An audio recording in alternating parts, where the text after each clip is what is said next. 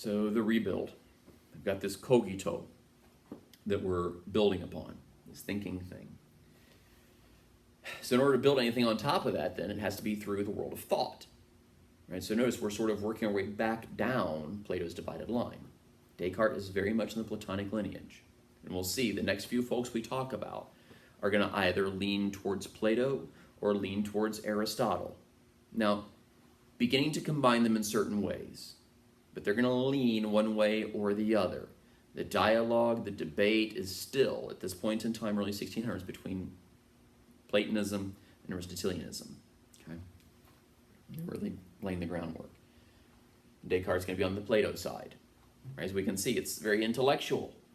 Right? It's sort of like the divided line, except it's on its side the way I wrote it.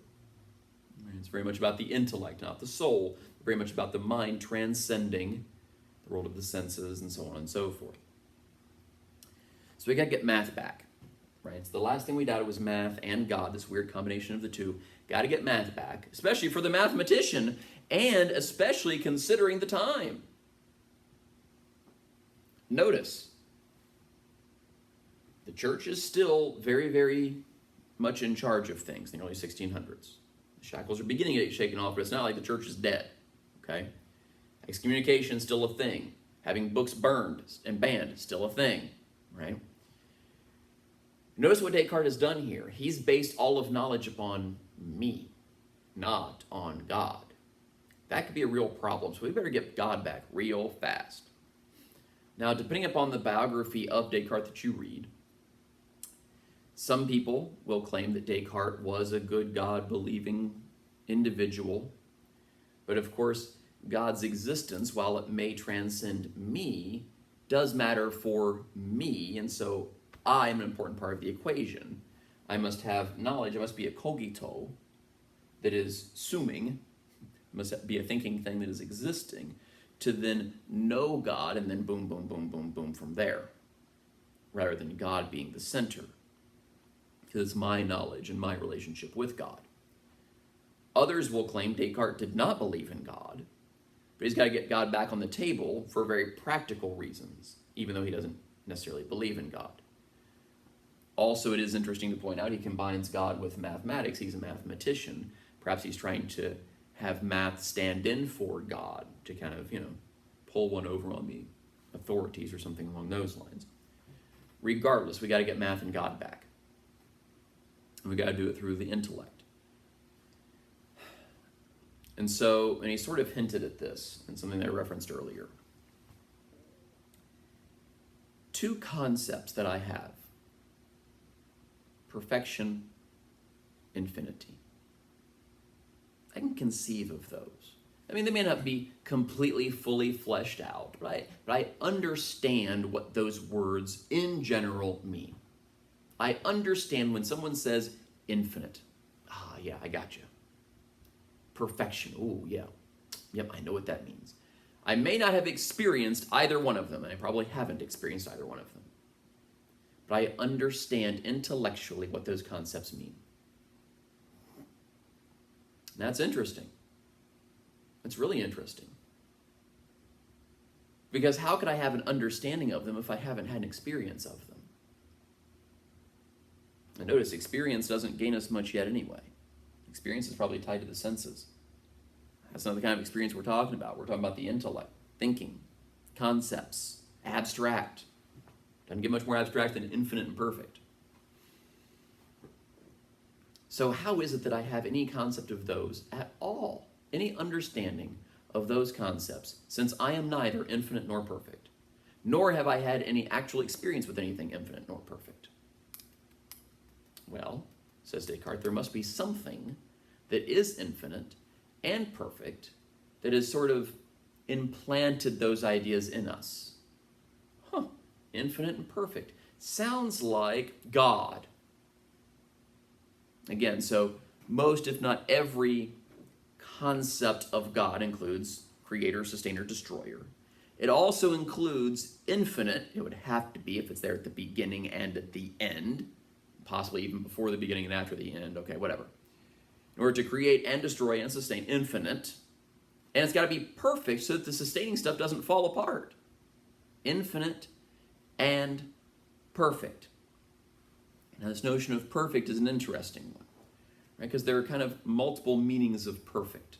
And this will come up again when we do turn toward the God stuff in a couple of weeks in the belief section.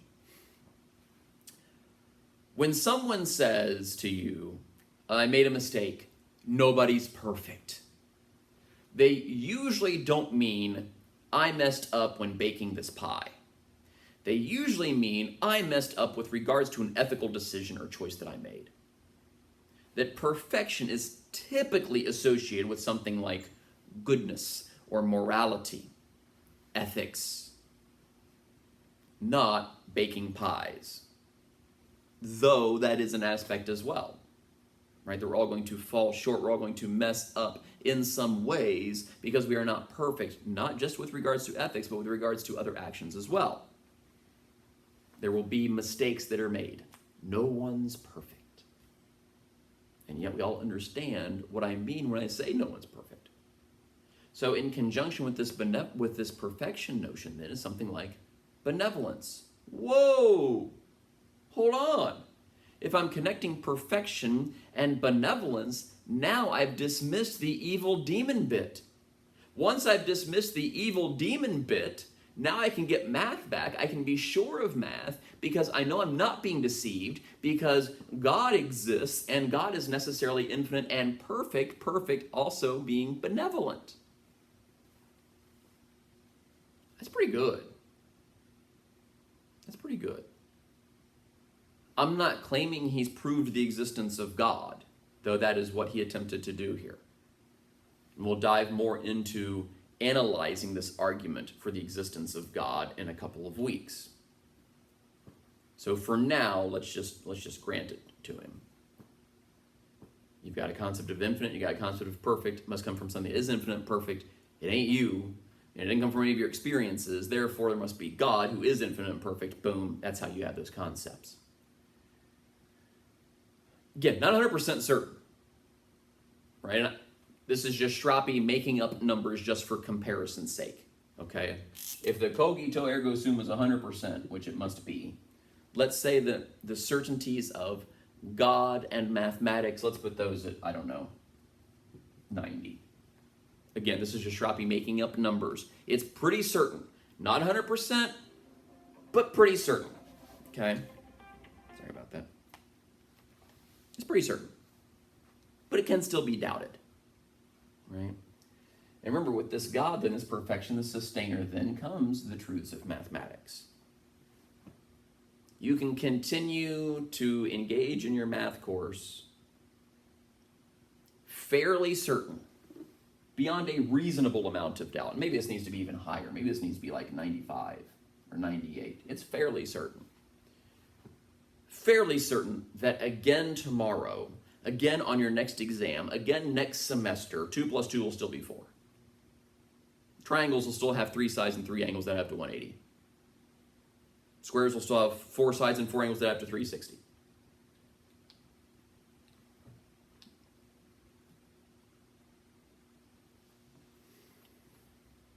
Math and God smushed together. Now you may be wondering, wait, I actually don't really have a concept of infinite and perfect. If that's the case, then when I use the words infinite and perfect, I may as well be saying blah, blah, blah, blah. That they are literally nonsensical terms. Because again, Descartes doesn't need you to have a full and complete understanding. He just needs you to have some working concept of, some understanding of. That's all he needs. So if you have some understanding of infinite and perfect. And infinite's an interesting one because infinite is also necessarily a mathematical concept. Infinity is a mathematical concept. And in some fields of mathematics, there's 2 different infinities. There's the infinity that you can actually work with. Right? The infinity that we have some conceptual understanding of, oh yeah, just add 1 and then you get another bigger number. Okay, great. There's also like really big infinite, like the size of the universe infinite, like beyond conception, beyond understanding. That we really cannot wrap our heads around, we cannot grasp intellectually the vastness and the largeness of the universe. But let's just grant that we get math and God back. Then we get everything else back. Am I awake or asleep? I don't know. Let's say, 75, 80% maybe, somewhere around there. And again, these are all approximate. These are Schrappe's numbers. Descartes does not give numbers. These are Schrappe's numbers just for clarification purposes, just for illustrative purposes, okay? Let's say we're 75 to 80% short. Yeah, I'm probably awake right now. Would I be completely shocked and amazed if I were asleep instead and I woke up from this thing? I mean, it wouldn't be the most unbelievable thing in the world, but I'd be kind of surprised. That feels 75-ish, 80% to me. Again, just me. These are my numbers. Making stuff up, okay? I'd be fairly surprised. Why? There's just something about it. Descartes says that reality, waking life, is just more clear and distinct than dreaming life. It's not frayed around the edges. The colors are more vibrant, or something along those lines. It's just clearer and more distinct, both in the intellectual sense and also in the sensory sense. So he's sort of smushing together here the awake and the senses. Because it's through the world of the senses that you determine whether things are more clear and distinct, right? And so presumably, waking life is more clear and distinct than dream life. If not, then it's probably more confusing for you. So maybe this percentage drops. Maybe this is more like, 60%. I don't know. In the world of the senses, then, I don't know, maybe it's around 60 or 55. I don't know. More often than not, you can rely on the senses. But take it with a grain of salt, because they can deceive you. You can be wrong. You can think that you saw something that you didn't really see. You can think that you heard something you didn't really hear. Heck, if we really want to get deep into this thing, we can talk about things like phantom pains. Pain that you really don't have, because you no longer have that limb to have an experience of pain. And this has been reported in numerous amputees and so forth, that the limb that is no longer there, they report having experienced a pain there, even though there is gone. That's the senses deceiving you, man. The sensation is wrong. It's wrong. But more often than not, you think you see something, you probably did. Probably. More probable than not. You think you heard something, you probably did. You'd be surprised if you were wrong, but not completely floored surprise. You're like, oh, well, I thought I heard something. I guess not. Right? Think even about something as personal and as subjective as taste. You taste something. It just doesn't taste right. Here, you taste it. You give it to somebody else to taste, to verify, to justify your experience that the thing doesn't taste good. That it needs something, needs a little more lemon, or a little more salt, or a little less of this. Or, oh man, I worked with an ingredient that had gone bad, or something along those lines. Here, smell this cauliflower, or whatever it is. Right here, someone else. I'm looking for justification from someone else. And so I'm reminded again of Horton Hears a Who. Horton is looking for justification from someone else that they're having an experience of something on this flower too. Otherwise, he might just be crazy. He might be wrong. Horton's got to be doubting at some point in that story. And so I think they're vultures, I think it is. The birds. I don't know which type of bird they are. And I'm referring to the book here. I haven't seen the movie. I'm one of those people who reads books instead. At least I used to. Plus, the Dr. Seuss doesn't take that long. Okay, so read the book. The Horton Hears a Who, right? So the birds, I'm going to give them the benefit of the doubt, right? They come across probably as being mean. They're just trying to destroy the thing that Horton cares about. I see it more as, hold on, maybe the birds are trying to stop their friend from continuing to obsess over this thing. It's like he's an addict, and so they have to destroy the thing he's addicted to. So they have to destroy the flower so that Horton doesn't drive himself more crazy with this delusion that there's things living on it. Now we, the reader, all know there's actually things there, right? How do we know it? Because we're seeing it on the page. We're referring to our senses for justification that, oh, Horton's the one that's right. Everyone else just doesn't get it. Well, if no one else can hear it or see it or smell it or taste it or touch it, what do we expect? Like, why would we think, oh, well, Horton hears it. He's got big ears, so he should be the hearing expert. So the other animals should just go along with it. Yep, I guess there's something on the flower. I don't think so. And especially in light of that post-truth stuff that I had you guys read, the world of experts is over. Just because Horton has big ears doesn't mean he's an expert on hearing. He may not be able to hear any better or any worse than any of the rest of us. Were they kangaroos? I think there were kangaroos in there too. Either kangaroos or birds, I forget. In my mind, the way they were drawn looked the same. Right, so the kangaroos, the birds, or whomever, right? They've got no justification. Why should they believe there's anything on the flower? Just because somebody told them so? That's dangerous. Just because somebody said, yeah, we just do this because, back in the day we've always done it and somebody said to, so we'll just keep on keeping on. That's justification for you? So the world of the senses. So then, in another work which comes shortly thereafter, Descartes focuses on the notion of substance. When we talked about this, when we talked about Aristotle. And so substance, as a metaphysical concept, has its own varied history and story. Okay? I'm not going to focus as much on substance as other professors might or as other intro classes might. We're just going to talk about it kind of in passing, so I want to focus more on the larger concept of knowledge itself and justification. Okay? So substance, remember some of the things for Aristotle, it was primary, right? It was individual, you could pick it out of a lineup, it didn't have a contrary, essential properties, accidental properties, so on and so forth, right? Descartes says, look, there's really just three different types of substances. There's physical substance,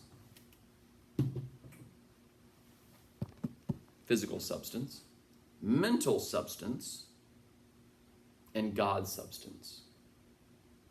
So maybe he's a God believer and God substance is the thing. Maybe he's not a God believer, but he's got to put this God substance in there again in order to please the censors. Especially since maybe he sort of got one over on him here by placing all of knowledge on the individual instead of on God. Mental substance, then, is a copy, sounding very Platonic here, kind of a copy of God's substance. It's kind of a step below. Again, think about the divided line. Physical substance, then, and here's where it gets interesting, and here's where philosophy kind of, Heidegger thinks, gets sidetracked. Trying to figure out this subject-object dichotomy and distinction. How is it that physical substance gets translated into mental substance? Because my mind, quite frankly, never actually does any thinking about things. It only thinks about representations of things. This doesn't fit up here. What does fit up here is a mental representation, a mental image, a mental replica of this thing. Or at least a mental replica of what I think this thing is or is like, based upon the senses and based upon my mind and previous examples and instances of things like this and like this and like this. And so philosophy then, since it's about thinking, since it's going to focus on these cogito, wants to focus on this thinking and this translation between physical substance and mental substance. How do physical things, how does our mind actually work on those? How can we think about things that are out here when really we only think about representations of things that are out there? Things that we think are out there, things that could be out there, things that quite possibly or probably are out there. So that's where the next few philosophers are going to take this. Think about Locke, and Berkeley, and to some extent Hume. And as we saw, right, Aristotle's kind of an outgrowth of Plato, right, reacting to Plato. Descartes then is a return to something a bit more Platonic. So Locke, the next one we're going to talk about, is going to go more towards the Aristotelian side, right? So tie it more to the world of the senses, like Aristotle did, more robustly down to earth. Less abstract, at least he's going to attempt to. Okay? So more on that in the next video.